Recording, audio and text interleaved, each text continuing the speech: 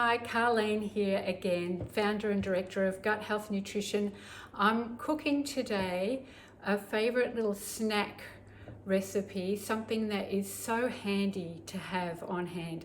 I've actually got the oven on and I thought, oh, what else can I make? And this is just so quick and simple, and it will save you a lot of money because you won't have to buy seeded crackers from the supermarket. They're fairly expensive. To make them yourself means that you can put your own little twist of flavour into them, and you can keep them in an airtight container in the pantry, and they're on hand for whenever you're feeling snacky.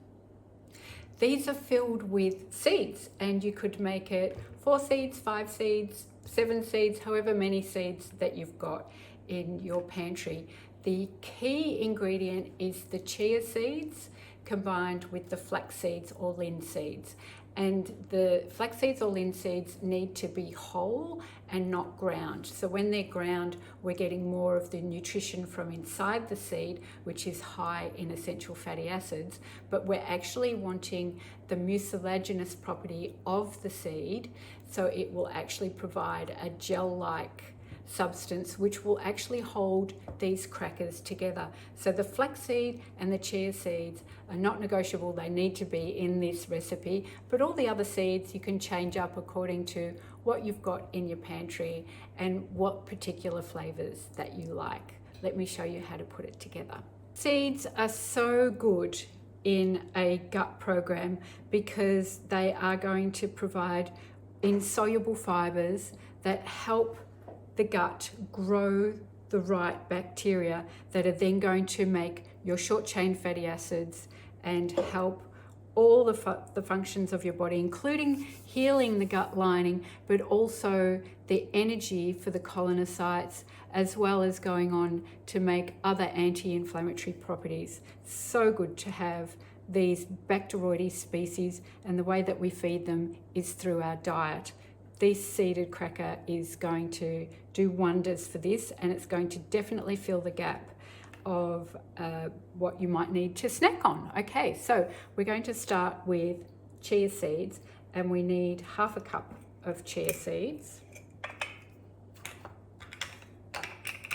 1/2 cup measure, here it is. I knew I got it out.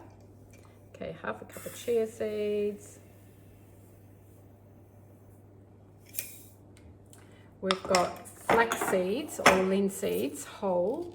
It's 1/4 cup of these.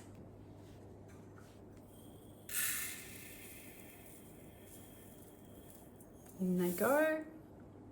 So the other seeds we can use is sunflower seeds.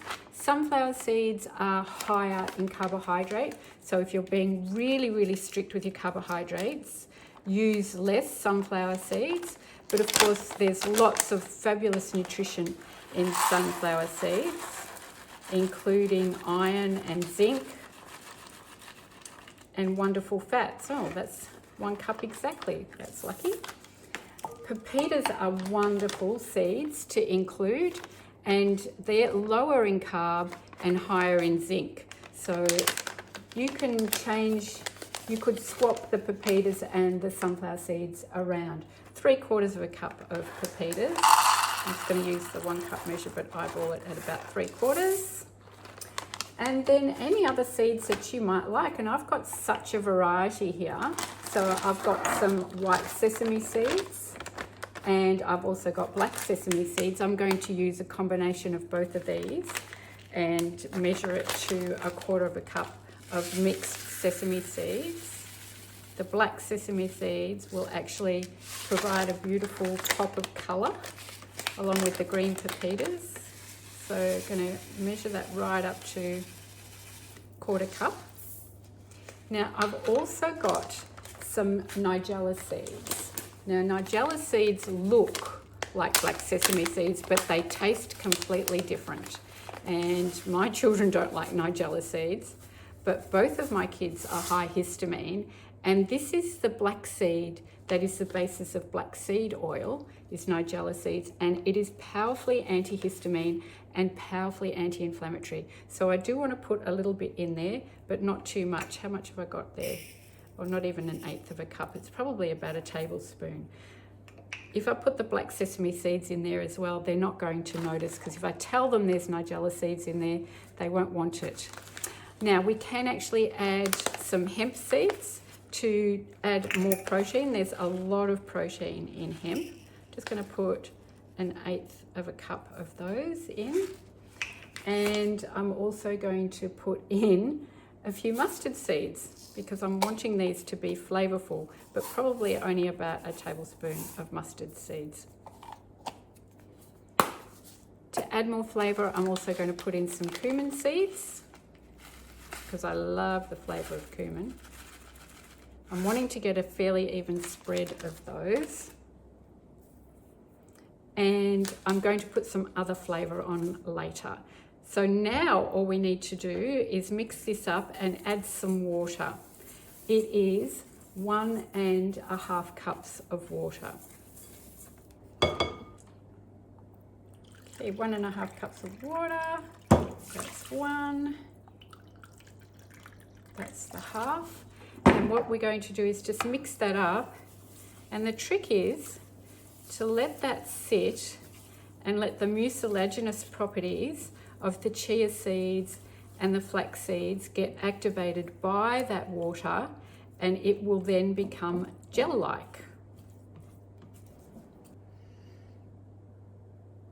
So I basically left that for long enough to make a coffee, and look, it's become so gel-like.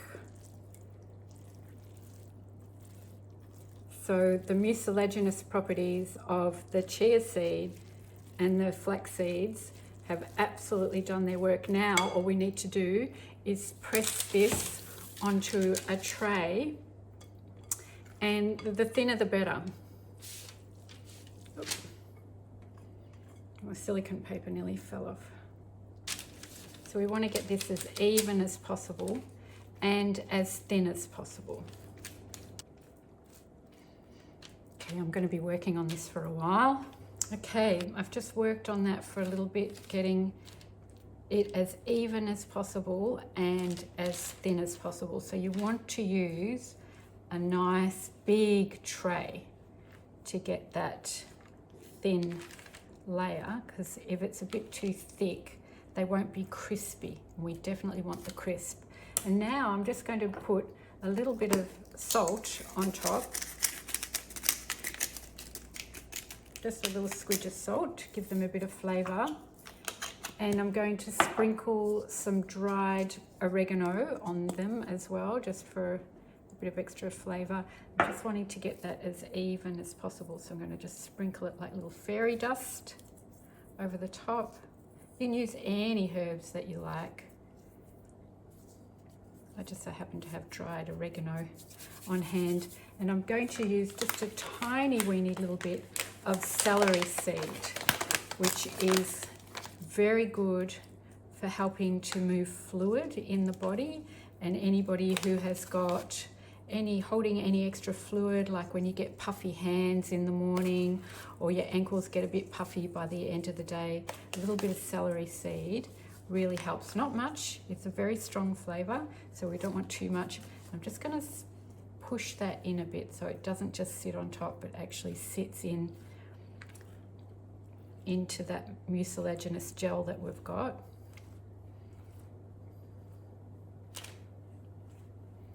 Perfect. Okay, that's just going to go into the oven to bake for about 50 minutes, but it's a fairly low oven, 170. Just going to go make some room. Just made a little bit of room in the oven for those to go in. Beautiful colour.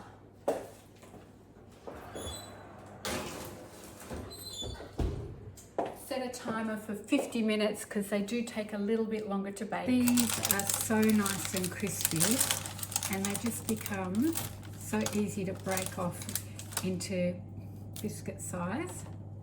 You just pop them into an airtight container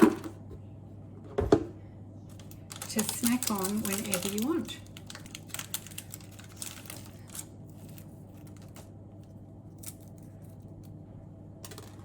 Perfect with dips.